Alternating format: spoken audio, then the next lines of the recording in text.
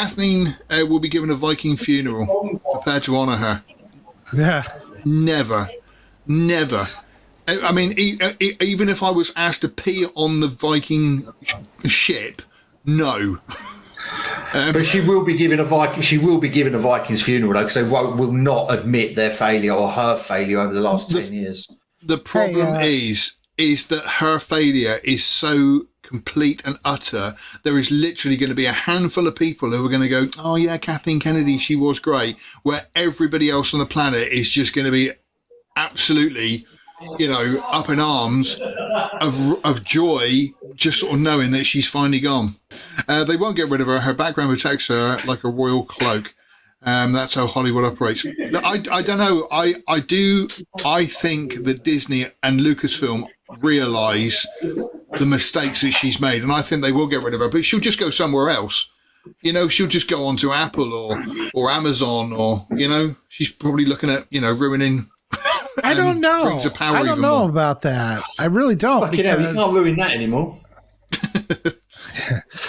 Well, you've little faith. It can always be ruined more.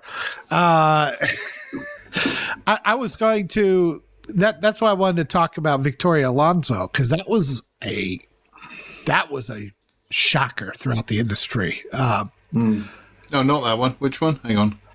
Hold on, just before we leave Star Wars, I read a rumor today that they're looking at doing a live action scene of Ahsoka fighting Darth Vader in the show, which is from the Bad Batch, isn't it? Rebels, I think. Rebels. Rebels. Sorry, yeah, Rebels. I apologise. Yeah, Rebels. Yeah, it was Rebels. Again, and I saw that, and I thought to myself, right, so they've done something, and then they're just going to regurgitate it for people who didn't watch Rebels. Well, that's typical Disney, live action remakes of all their stuff. They're now doing it with live action remakes of Star Wars now. Lion King and everything else. Yeah, that's true. Well, now we're not doing something from 40 years ago. We're doing something from 5 years ago because we're just running out of ideas. Yeah, that's right. Have I seen this before? I'm not sure. It was literally 5 years ago. It's 5 years ago. Yeah. But again, it's just creative bankruptcy in Disney is unbelievable. Right, so okay, Yoda, talk to us about Victoria Alonso. She's great, isn't she? She's I'm going to miss her. I'm really going to miss her. So she was fired. Like they're talking about that it was a contract breach. That is hilarious smoke and mirrors. That's just like, find something in the contract, we can get rid of this failure, right? Yeah. And she was doing she was helping produce some other movie that was outside of Disney.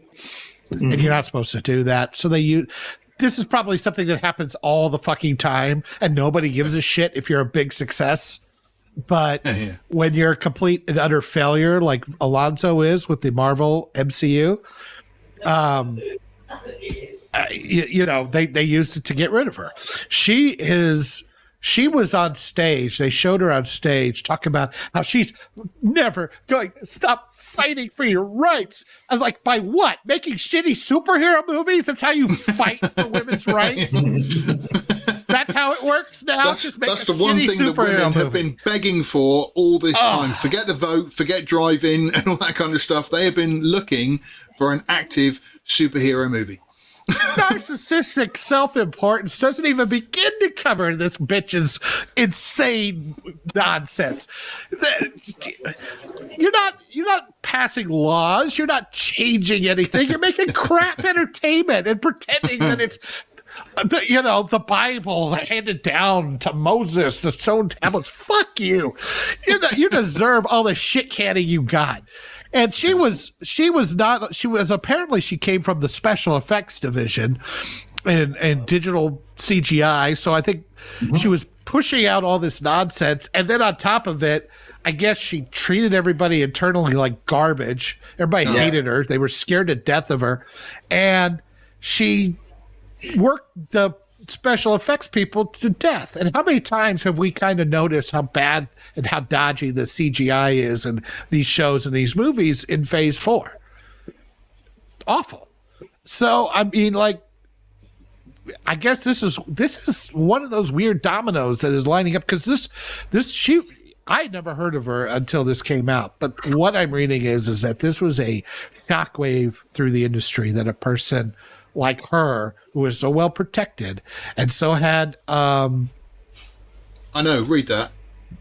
I do have contacts. Setlick says 2 are currently working for Disney, but I will not disclose anything under an NDA. I will only confirm what is said. What I'm saying on Victoria Alonso.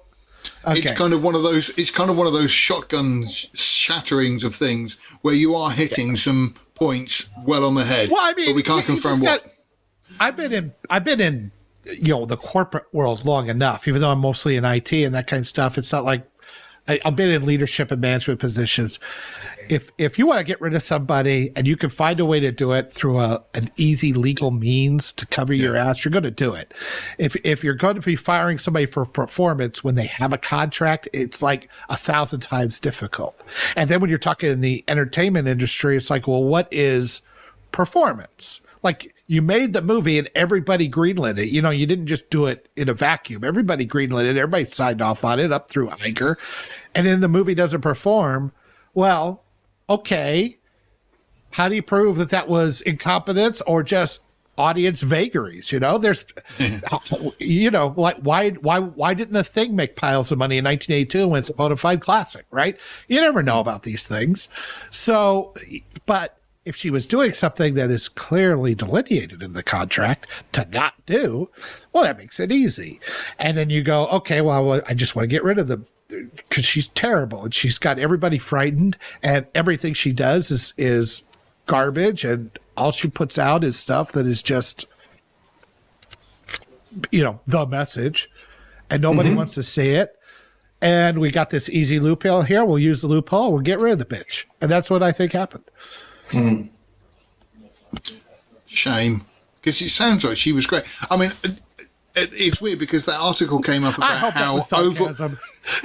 I was going to say that article came out about how overworked some of the CGI artists were and everything else, and maybe there's some truth in that. She's the one getting all the glory, where all the footmen are doing the work. And I keep imagining a big CGI factory right next to the Nike shoe factory in Vietnam or something, just a bunch of kids chained to keyboards like, I can't try anymore.